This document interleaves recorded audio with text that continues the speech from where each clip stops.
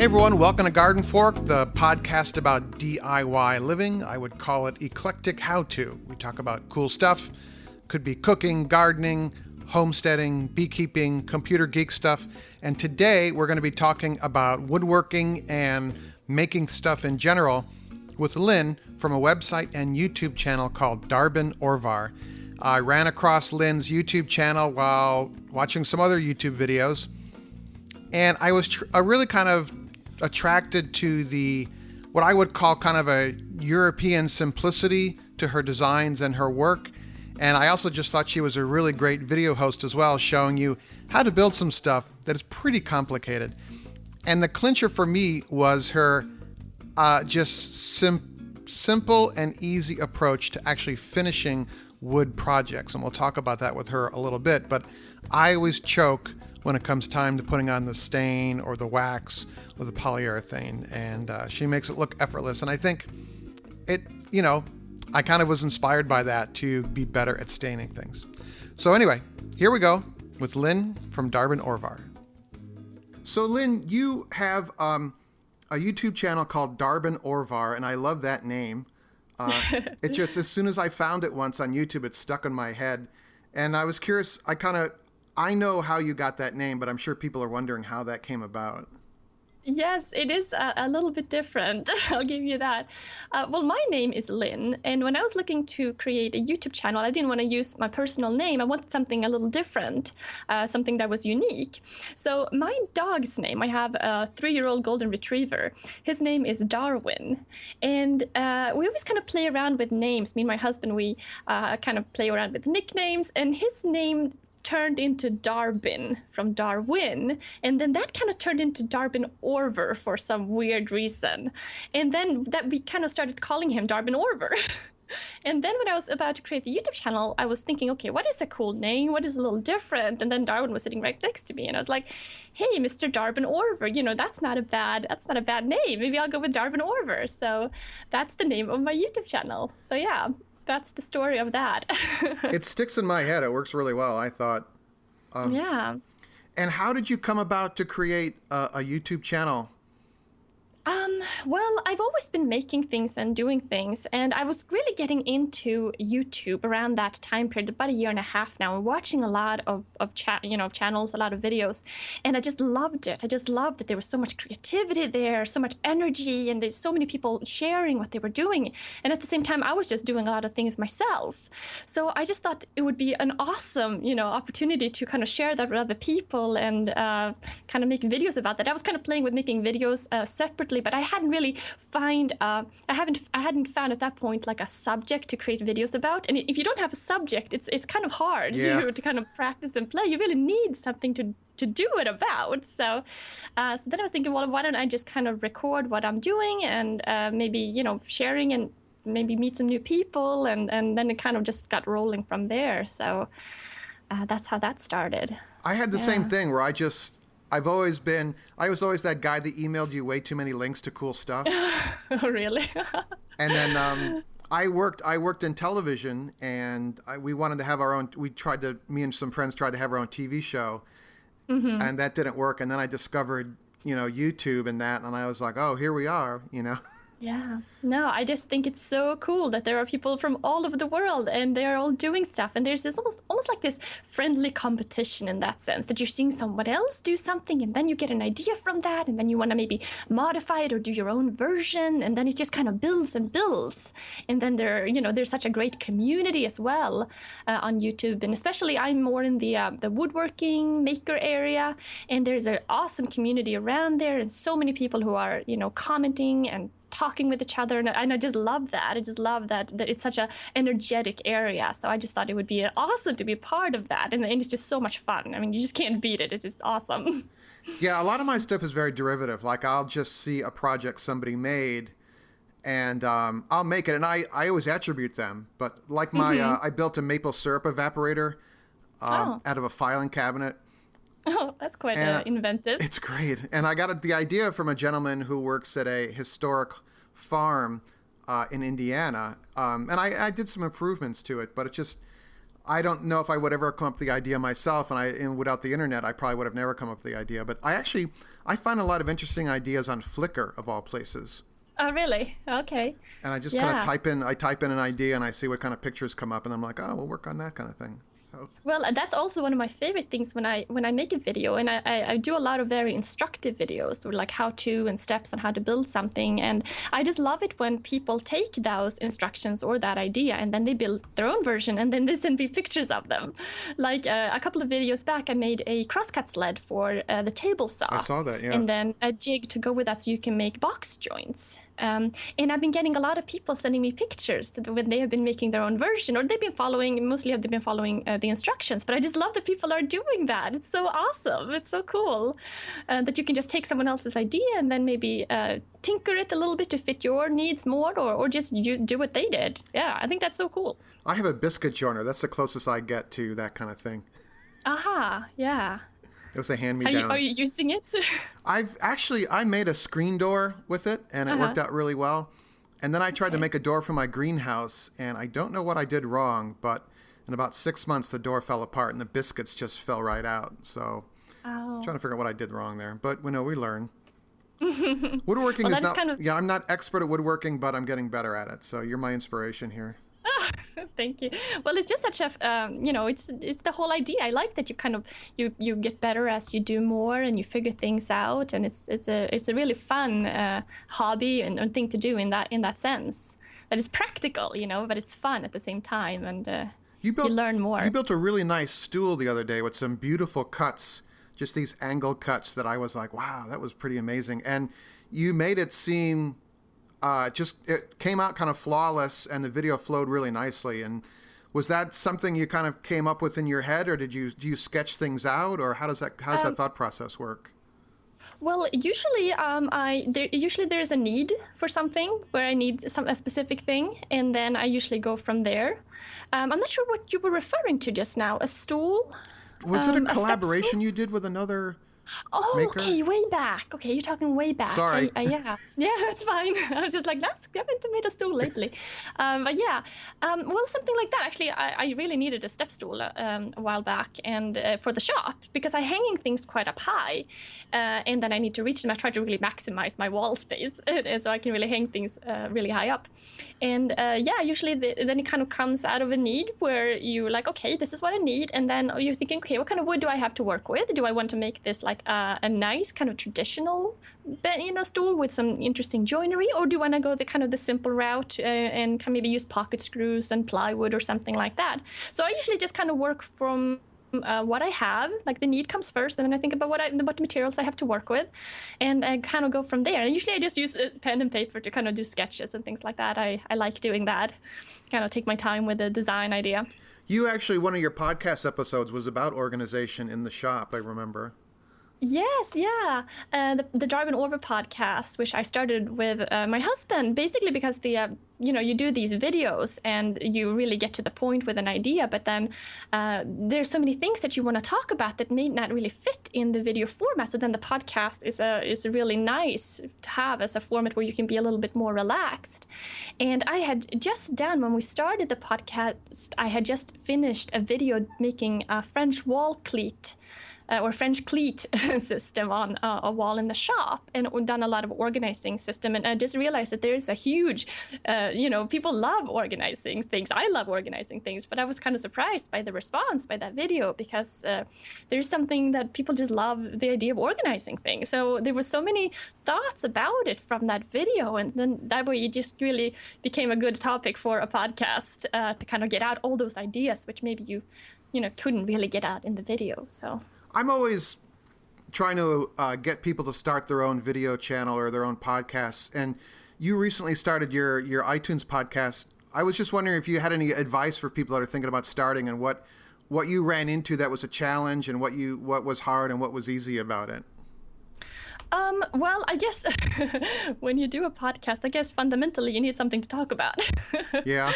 So I guess, I listen to quite a few podcasts in general, and I always like the ones that have more of a topic, or that are focused in some way around a subject.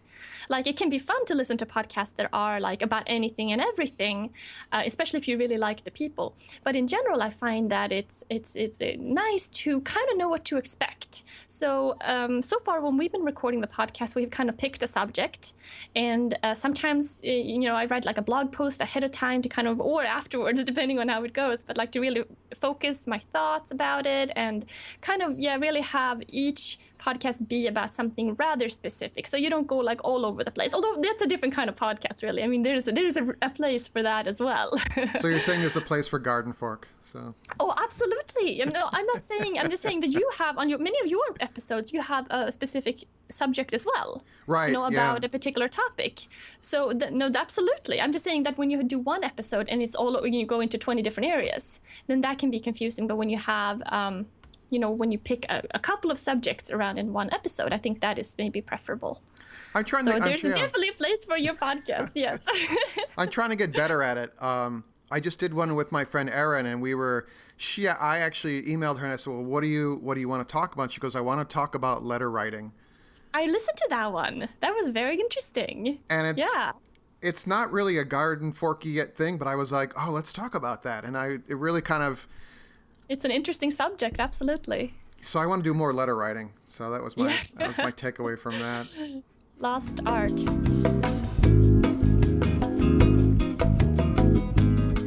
Hey everyone, I'm wondering if you would consider becoming a monthly supporter of Garden Fork Radio and gardenfork.tv.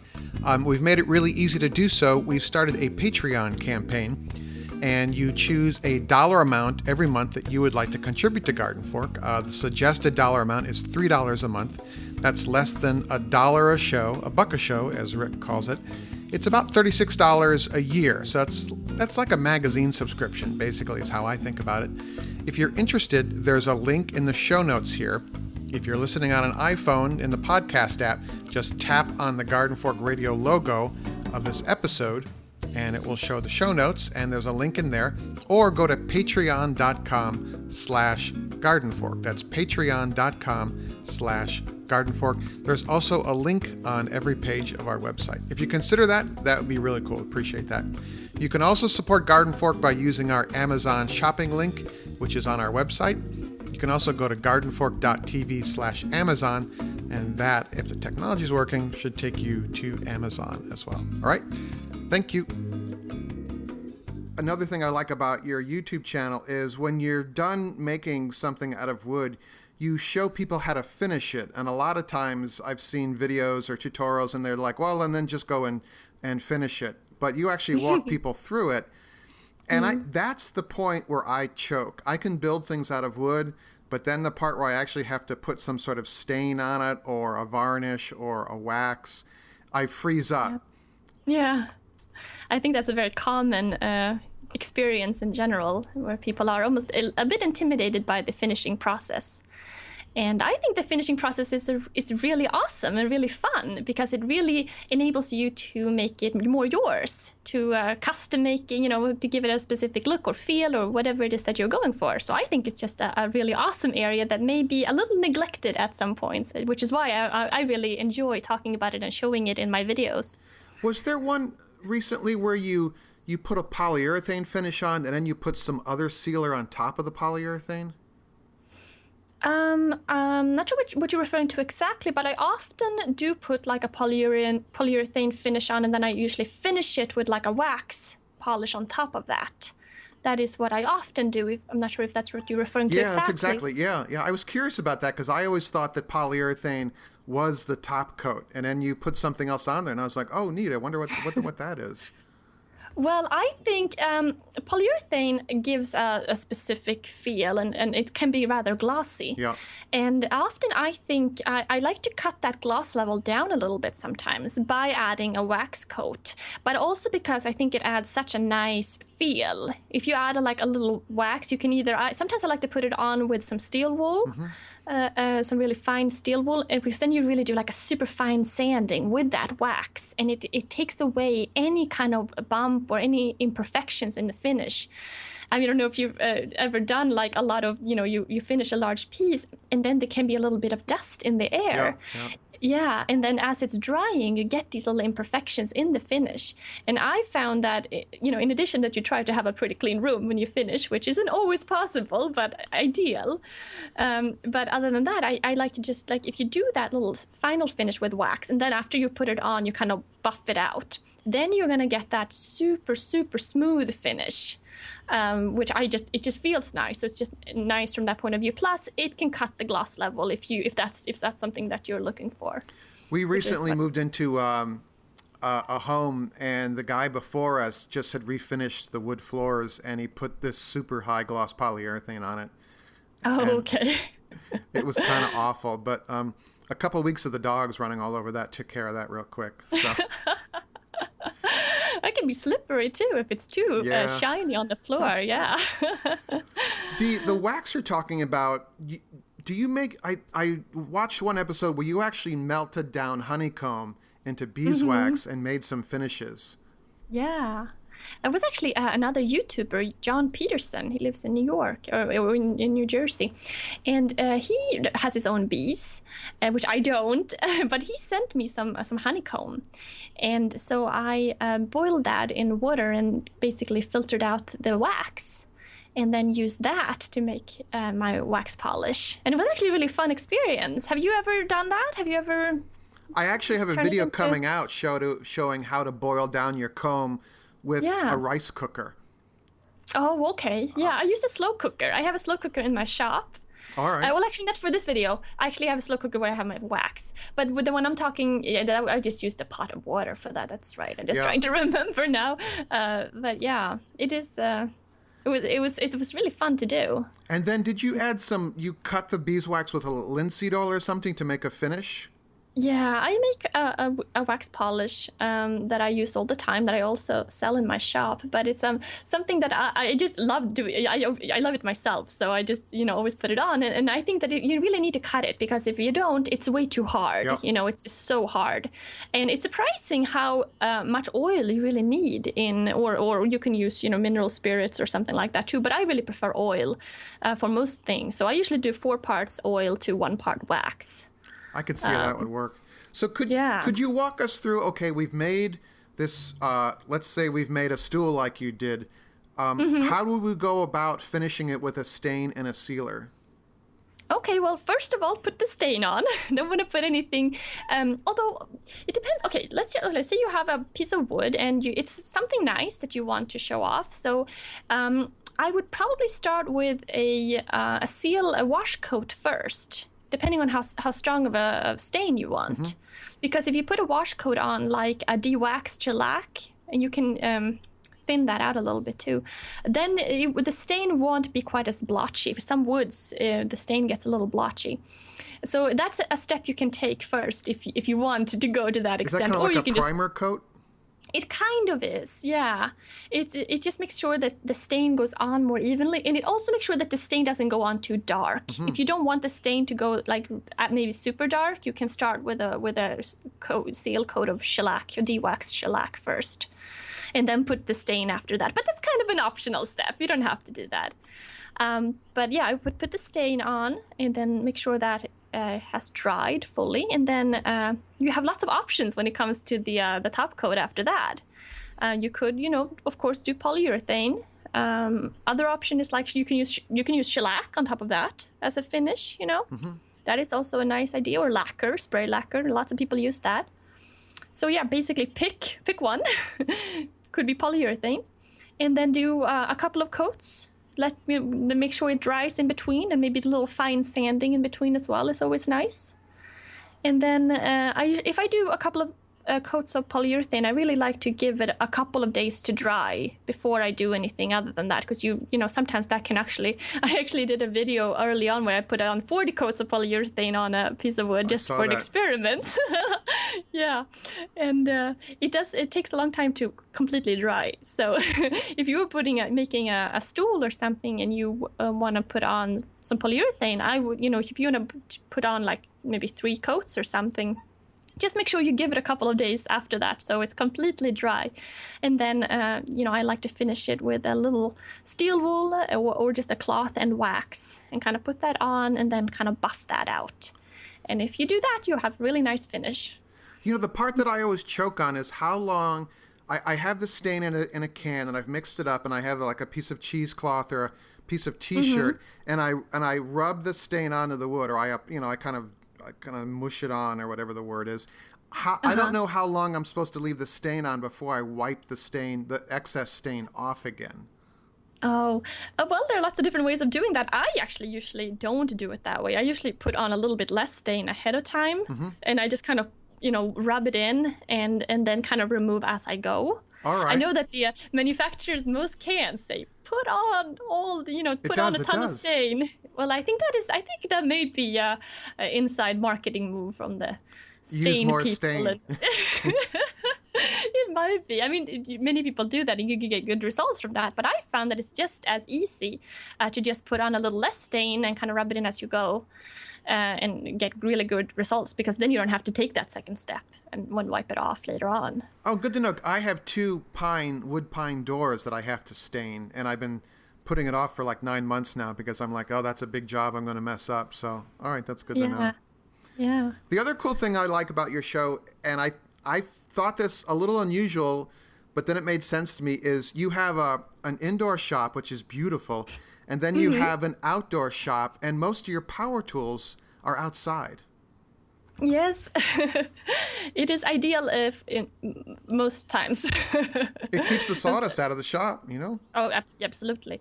Well, I actually built the shop, the main shop, a couple of years ago now, and it is pretty small. It is 12 by 16. And when I was first planning on, what I wanted to put inside of it, I was planning first on putting in the table saw and a few power tools. And then as I kind of started playing around with that concept more, I just realized that there's so much dust accumulating, and it's a small space. And I really wanted to keep the shop nice, like a place where you really want to come out and because, where you really want to work, and not where it's a dusty environment where you're looking to get out of. And I've been using the outdoor shop, the carport, up till that point, with all the power tools, and so I just kind of decided that maybe it's not a bad idea to keep the dirty tools, if you may, the dusty ones outside, the ones that are loud and produce a lot of dust, and then keep the indoor shop cleaner and have like a bench and use it mostly for assembly, also use it for use hand tools. I like to use hand tools sometimes, and then it's really nice to have a nice clean space for that, as well as other things. I don't look at the shop as just the indoor shop as just a wood shop. Right. I have a computer in there. I have a camera overhead where I record a lot of videos. I also just built a tinker table desk, I call it, which is basically a nice desk in the corner where I'm working on setting up more of an electronics area to work with various electronics projects. Oh, that's right. Really, you just got a Raspberry Pi, I saw. Yes. I'm working on a couple of Raspberry Pi and Arduino projects. I'm working on a project right now where I'm making a soldering fan for basically like a little desktop air purifier that I've been working on last couple of days now. But I really like the idea of having like an indoor shop that is divided into zones, so you can kind of get more out of it. We all have small spaces to deal with, and we don't always have the luxury of having, a separate room or a shop for each thing we like to do. So, which is why I really like the... but of course, if I had put all my power tools inside the shop, I would have no space for that. And it would be a big mess. There's sawdust gets everywhere. Exactly. Yeah, right now I just have a drill press inside the inside shop, and I have a CNC machine, the X-Carve. But I have a little shop vac attached to those that I move around, so I can kind of collect the dust.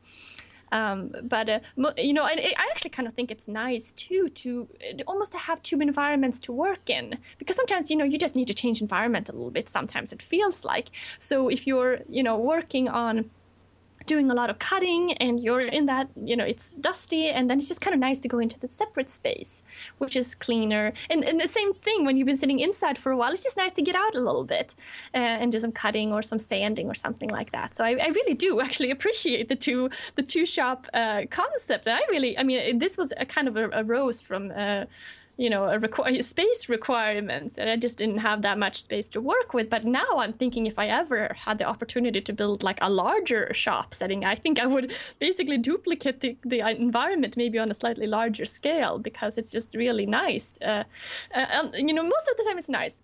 Only when it's really raining and cold can it be slightly discouraging to go outside and spend a lot of time cutting. But most of the time it works really well. So it's just one of those things that an unexpected benefit. Some of that Oregon weather.